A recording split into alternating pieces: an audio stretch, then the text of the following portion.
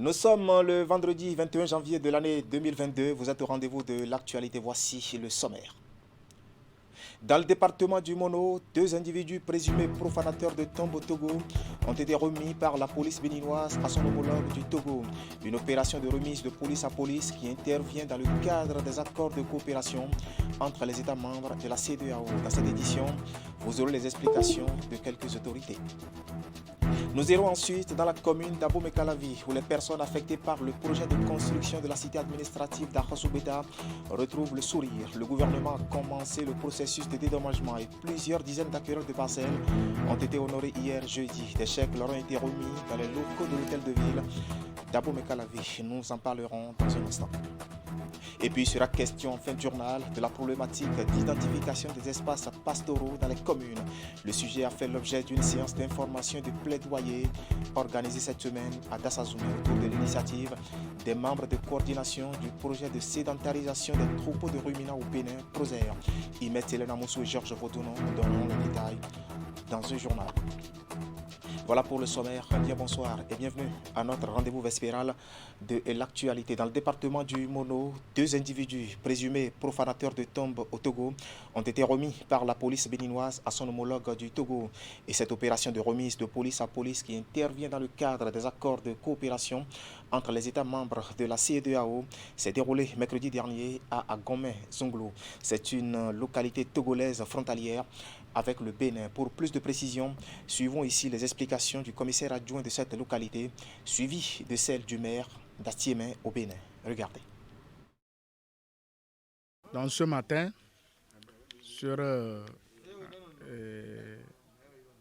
information de notre hiérarchie, nous avons reçu les frères policiers, le maire de la commune d'Atiémé, qui nous ont amené deux individus, deux malfrats, qui ont commis des infractions graves au Togo et qui se sont réfugiés au Bénin.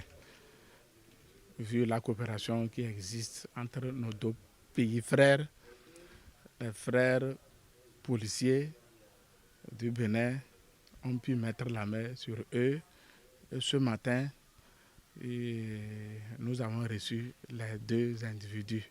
On va les présenter à notre justice et ça appartient à la justice togolaise de faire le reste.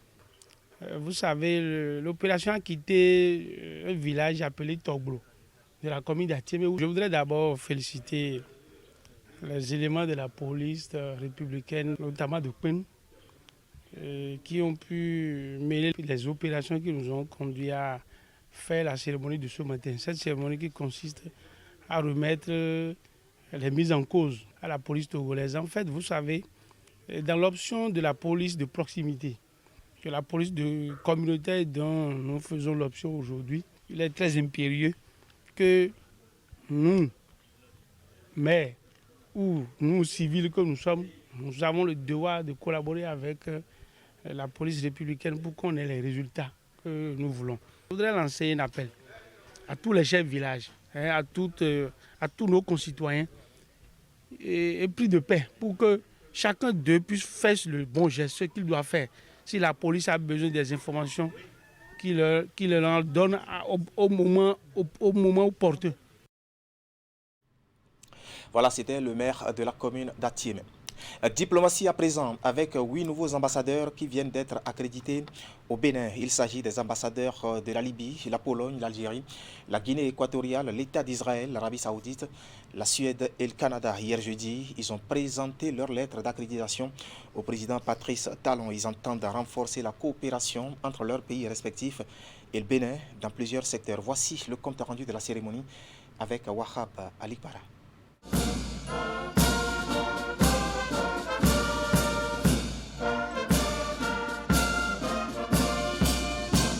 L'hymne national a retenti ici au Palais de la République pour saluer à tour de rôle les 8 nouveaux diplomates désormais accrédités au Bénin. Honneur militaire sous le drapeau national du pays d'accueil et PAC, les différents ambassadeurs découvrent de l'intérieur à quoi ressemble l'une des salles d'audience du chef de l'État. En gros, les hôtes du président Patrice Talon sont allés évoquer avec lui les questions relatives à la coopération du Bénin avec leurs pays respectifs. Avec la Libye par exemple, où tout sommeille depuis 2011, Omar Al-Farghani entend coller les morceaux et réchauffer les relations entre les deux parties. La Pologne va quant à elle saluer les efforts de développement et de bonne gouvernance dans lesquels le Bénin s'est illustré ces dernières années. Elle aura à axer sa collaboration, entre autres, dans les domaines de l'éducation et de la technologie verte. Pendant ce temps, l'Algérie a les yeux tournés vers la zone économique africaine de libre-échange, à même de faire de l'Afrique et partant du Bénin la locomotive du commerce international. Avant cette zone de libre-échange qui commence à se mettre en œuvre est une grande opportunité pour développer les relations de partenariat entre les chefs d'entreprise des deux pays dans tous les domaines, notamment dans celui de l'énergie qui intéresse énormément le Bénin.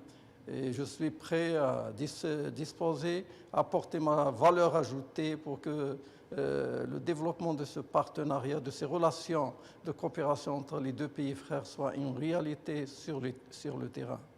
Les diplomates de la Guinée équatoriale, de l'Israël, de l'Arabie saoudite, de la Suède et du Canada ont laissé entendre la volonté de leurs États respectifs à cultiver et maintenir les relations amicales avec le Bénin.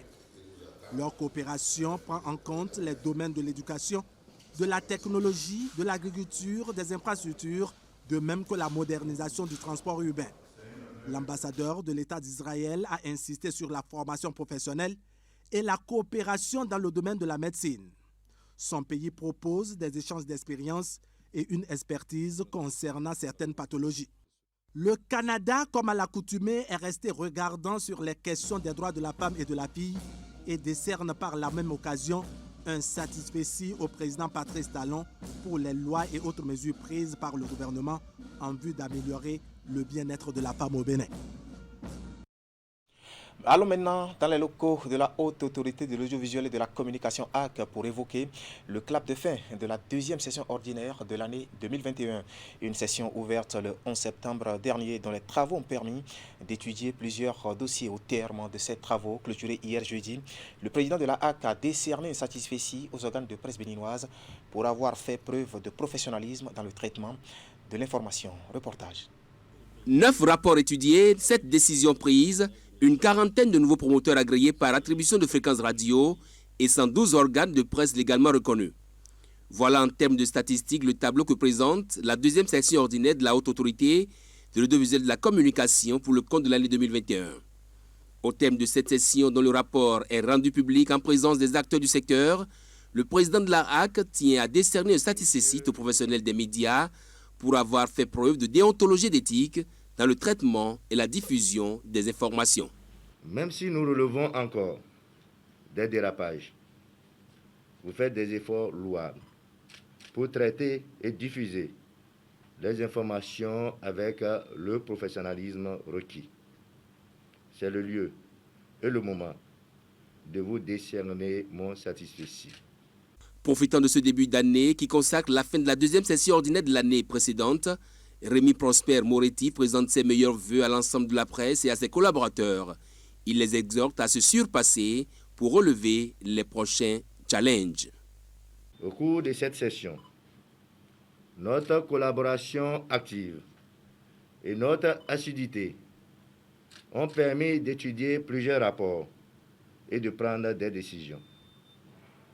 Entre autres, nous pouvons citer, à la suite du premier rapporteur, l'attribution de nouvelles fréquences de radiodiffusion sonore à une quarantaine de promoteurs privés, la délivrance d'agréments d'équipements terminaux dans le cadre de la TNT à 3 sociétés, la composition du premier multiplex et le positionnement des éditeurs, toujours dans le cadre de la TNT,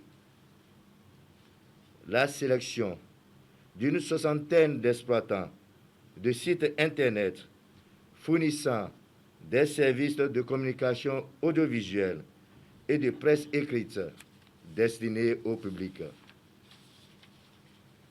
L'actualisation de la liste des journaux et écrits périodiques ayant une existence légale, faisant ainsi passer de 93 à 112 les journaux et écrits périodiques dans notre pays. Il s'agit d'un bilan encourageant qui insiste à cultiver en permanence l'excellence. Que les grâces divines abondent et surabondent afin que nous ayons les ressources physiques, morales et spirituelles nécessaires pour relever les défis qui s'imposent à nous. Que cette année soit le ferment de nouvelles résolutions pour aller de l'avant. La Haute Autorité de l'Audiovisuel et de la Communication est désormais engagée pour la promotion de son image et la visibilité de ses actions. Une commission réfléchit sur les stratégies et modalités pour rapprocher davantage cet organe de régulation de ces structures sous tutelle. Cette deuxième session ordinaire de la HAC, au titre de l'année 2021, met également un accent particulier sur l'accès équitable aux médias de services publics. Voilà, dans le reste de l'actualité ce soir, la série de visites guidées des acteurs de la chaîne de l'investissement au Bénin dans la zone industrielle spécialisée Glodjigbe qui se poursuit. Hier jeudi, ce sont les responsables des sociétés d'assurance et les notaires qui ont découvert les opportunités qu'offre ce pôle économique à leur service. Précision, William Cliquant et Eder Humpevi. À la suite des systèmes financiers et des architectes, les notaires et les assureurs foulent le sol de Glodjigbe International Zone Z, GDZI Bénin. 100 000 m² d'entrepôt en cours de construction de noix de cajou, de part et d'autre. Le bâtiment du guichet unique en cours de construction est quelque part ici. La CIPI Bénin et l'APIEX leur expliquent de long en large les enjeux économiques que présente la zone industrielle spéciale.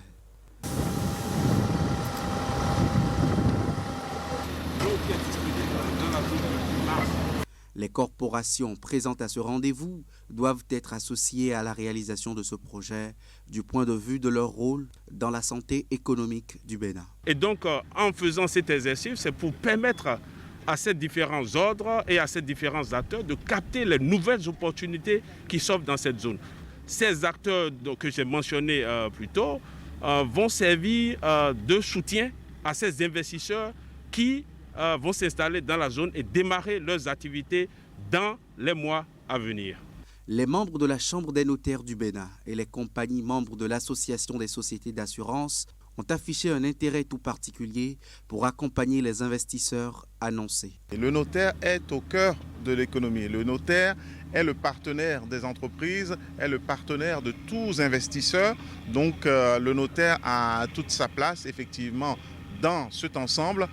Heureux de découvrir ce qui est fait, ce qui est programmé, ce qui est même déjà réalisé, parce que là on touche du doigt des réalisations. Nous avons d'ores et déjà pris langue pour qu'un site que nous paierons, parce qu'il ne s'agit pas de passe-droit, un site puisse être réservé aux notaires. L'intérêt des assureurs pour ce grand projet n'est plus à démontrer. Les assureurs sont des protecteurs des investissements et donc nous prenons toute notre place.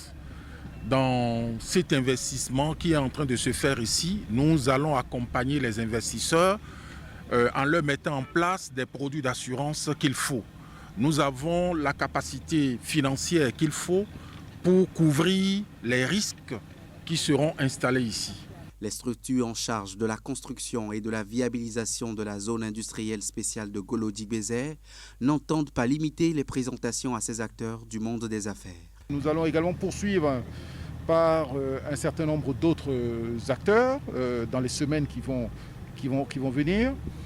L'ensemble de ce processus est destiné à sensibiliser, à montrer, à présenter ce qui se fait dans cette zone afin que chacun de ces acteurs puisse voir en quoi ils peuvent bénéficier de cette infrastructure qui est en train de se mettre en place dans notre pays. La GDZI Bénin est implantée sur un site de 1640 hectares et offre les meilleures conditions de production industrielle exportable aux investisseurs. Et déjà, une vingtaine d'entreprises ont réservé des domaines, soit un investissement de plus de 227 milliards garantis. Nous allons rester dans la commune d'Abomey-Calavi où les personnes affectées par le projet de construction de la cité administrative d'Akhosoubeta retrouvent le sourire. Le gouvernement a commencé le processus de dédommagement et plusieurs dizaines d'acquéreurs de parcelles ont été honorés hier et jeudi. Des chèques leur ont été remis dans les locaux de l'hôtel de ville d'Abomey-Calavi. Voici les détails avec Teddy Goudalo. C'est la deuxième vague des personnes affectées par le projet de construction de la cité administrative d'Akhosoubeta qui reçoit ici des chèques en guise de dédommagement. Une deuxième vague composée de 75 personnes sur les 375 dossiers enregistrés par les responsables de l'Agence nationale du domaine et du foncier. Dans les 375 dossiers, nous avons dû trier les dossiers qui portent sur les bâtiments, les dossiers de ceux qui ont les bâtiments. Donc, au total, il y avait 105 dossiers portant sur les bâtiments. Donc, avec les 22 qu'on avait payés le 20 août, plus les 53 que nous allons payer ici, aujourd'hui, donc ça fait donc 75 sur 105. 75 dossiers sur 105 portant sur les constructions. Et près de 900 millions de francs CFA ont été mobilisés pour satisfaire ces deux premières vagues de personnes affectées par le dit projet. Nous avons tous accepté sans réserve de vider les lieux, de quitter les lieux pour remplir ce devoir patriotique. Et je souhaiterais que le gouvernement continue dans ce sens-là, à savoir gérer au mieux la dimension sociale. Cela a déjà commencé par ce que nous vivons ce soir. Tour à tour, les représentants du maire d'Abomey-Calavi et du préfet du département de l'Atlantique ont salué ce qu'ils appellent le sens élevé de patriotisme des personnes concernées. Nous vous disons merci d'avoir accepté apporter votre pierre à l'édifice parce que c'est une réaction noble, constructive que vous avez eu à poser pour le développement et la construction de notre pays. C'est vrai, nous avons beaucoup échangé et vous avez remonté beaucoup de doléances. Nous n'avons pas la prétention d'avoir satisfait à toutes vos doléances ici, mais nous voudrions vraiment saluer cette volonté d'accompagner le gouvernement dans la réalisation de ce projet. Un projet qui vise à mettre un terme au baux pour loger les services de l'État central et à améliorer l'offre de l'espace et la commodité du travail bien fait pour permettre aux usagers de gagner en célérité dans le traitement de leurs dossiers. Les travaux de construction de cette cité administrative commenceront après ce processus d'expropriation. Tout à fait. Sur tout un autre plan, les responsables de l'ordre des experts comptables et comptables agréés du Bénin étaient face à la presse hier jeudi dans leur viseur des personnes qui s'adonnent à l'exercice illégal de l'expertise comptable.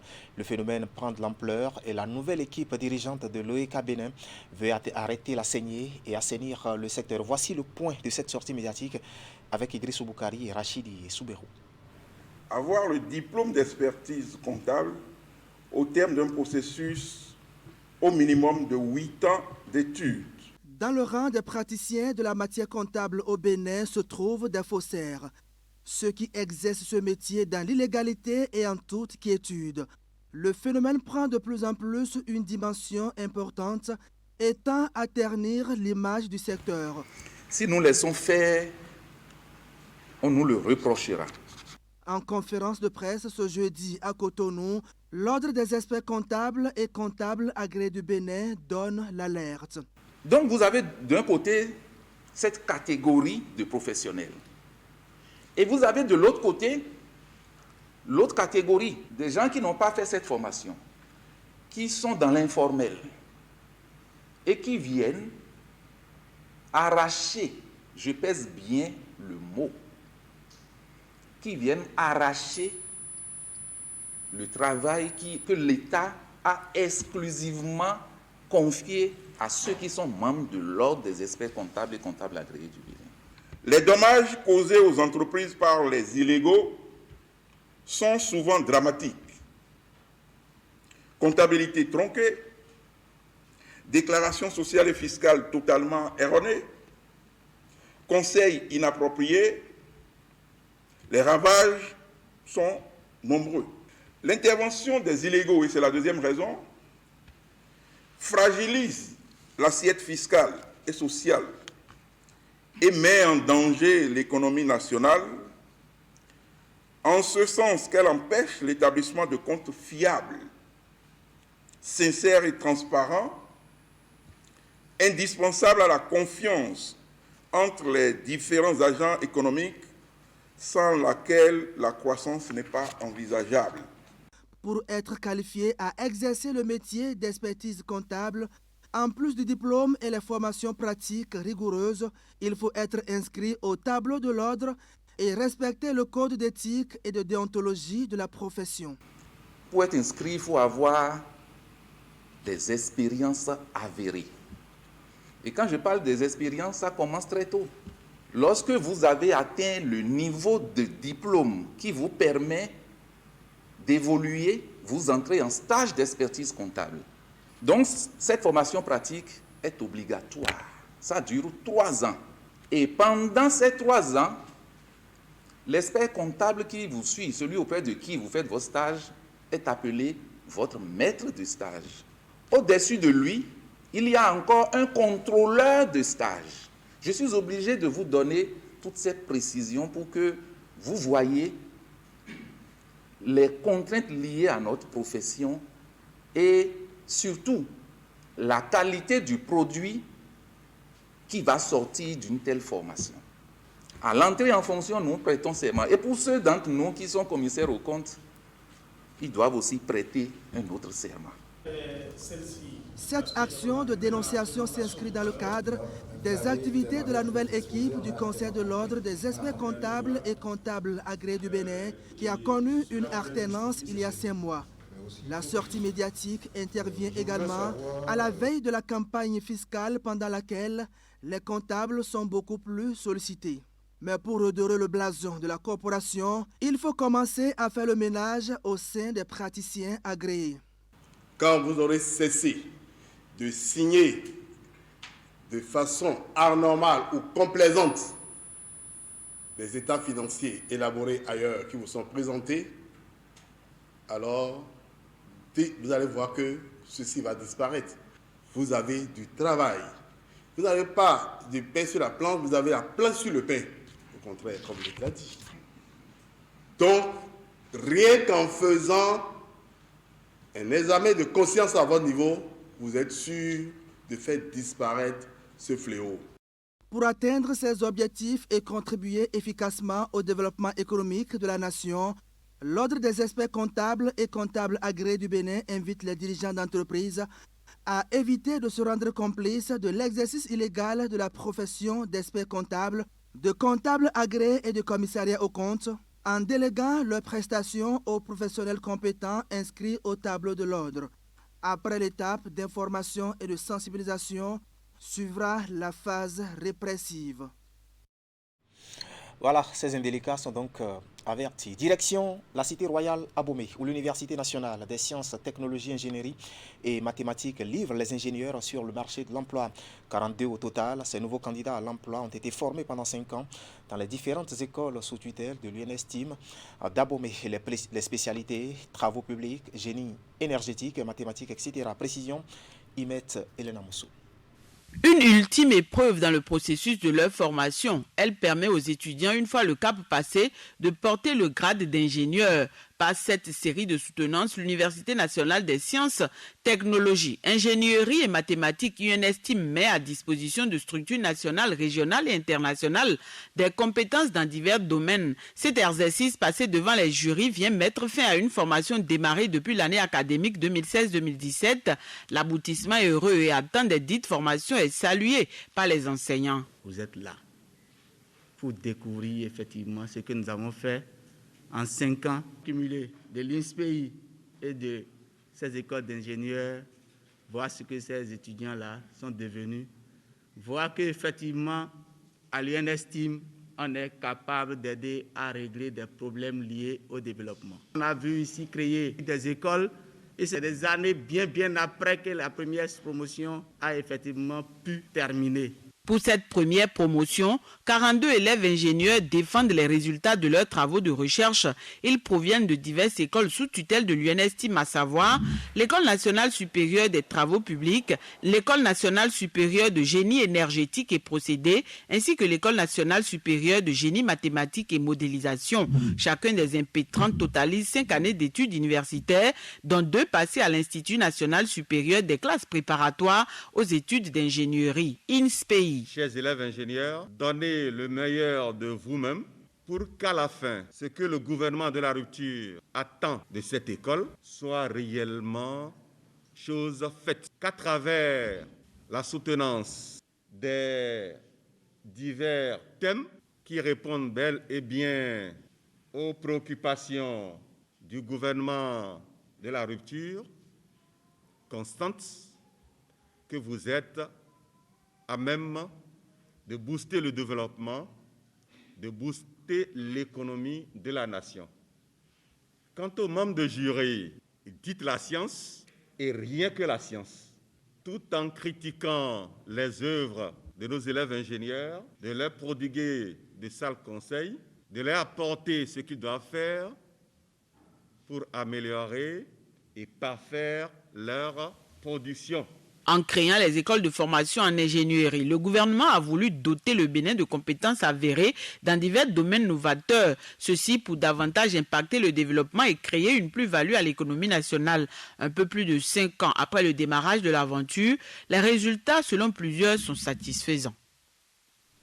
Retour dans le département du Mono, où le préfet a présidé mercredi dernier la première conférence administrative départementale de l'année 2022. Une occasion saisie par Bienvenu Milorin pour présenter à tous les membres de la conférence administrative départementale du Mono le PAG2. Il a été aussi question du point de diligence accompli dans les préparatifs des examens de fin d'année scolaire. Compte rendu, Geoffroy Mentan et Florent Dehou. Les directeurs départementaux et autres responsables des structures déconcentrées de l'État en poste dans le Mono s'approprient ici le contenu du programme d'action du gouvernement Talon, exercice 2021-2026. Animé par le secrétaire général de la préfecture du Mono, Arnaud Agon, cette appropriation a été le premier acte de la première réunion de la conférence administrative départementale cadre du Mono de l'année. L'objectif pour nous, c'est de permettre à tous ces acteurs de première ligne dans le département, à l'opérationnel, de s'approprier le document, mais également de s'engager pour que chacun dans ses attributions puisse faire de ses réalisations une priorité, afin qu'à terme, nous puissions nous retrouver satisfaits des ambitions que nous aurons pu réaliser. La séance est tenue dans la matinée de ce mercredi 19 janvier 2022. Dans la grande salle de conférence de la préfecture à Lokossa. Elle a été aussi consacrée au point des diligences accomplies dans la constitution des dossiers des candidats à l'examen du CEP 2022. Donc, à l'heure où nous parlons, tout s'est très bien passé. Le calendrier est respecté. Les dossiers conçus et étudiés au niveau des écoles ont été étudiés également dans les centres d'examen. Et la liste des candidats est en train d'être établie. Donc, ces dossiers ont été convoyés aux circonscriptions scolaires. Les circonscriptions scolaires nous ont convoyé ça au niveau de la direction. Donc actuellement, nous sommes à la saisie des listes et ça va se poursuivre jusqu'à la date de 20. Dans ce cadre, la préfecture a déjà pris le taureau par les cordes en initiant déjà une tournée de délocalisation de notre service de production de carte d'identité vers les établissements. Nous avons pu, en 3 semaines déjà, en décembre dernier, délivrer sur place des dossiers, des cartes d'identité. Sans grande surprise, la pandémie de l'heure s'est invitée au débat. Le faible taux de personnes vaccinées dans le département a été souligné et déploré. Le gouvernement a démarré depuis quelques mois une campagne intensive qui est reconductible tous les 15 de chaque mois. Et à terme d'une campagne mensuelle, on fait une évaluation. Je crois que les 2 dernières évaluations ne sont pas concluantes pour le département. Le département du Mono est resté dernier en termes de couverture vaccinale. L'objectif au sommet de l'État, c'est de pouvoir réaliser 60% de couverture nationale afin de booster l'immunité collective et nous permettre donc progressivement de retourner à notre ancienne vie. Et nous sommes encore à ce stade 15% de couverture au niveau du département, alors que d'autres départements ont franchi là-bas de 40%.